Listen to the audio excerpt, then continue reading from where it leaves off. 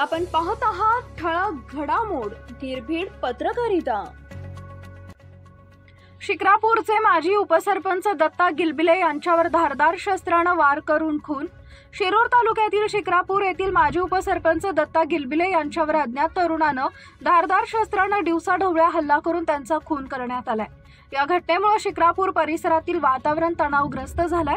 या हल्ल्यामुळे परिसरात खळबळ उडाली असून कायदा सुव्यवस्थेचा प्रश्न निर्माण झालाय।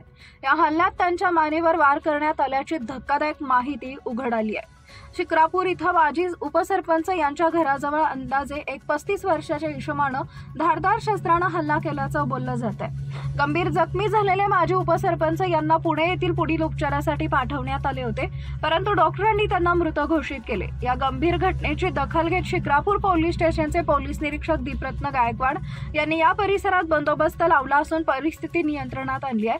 तर आरोपीच्या शोधासाठी पथके रवाना करण्यात आली आहेत।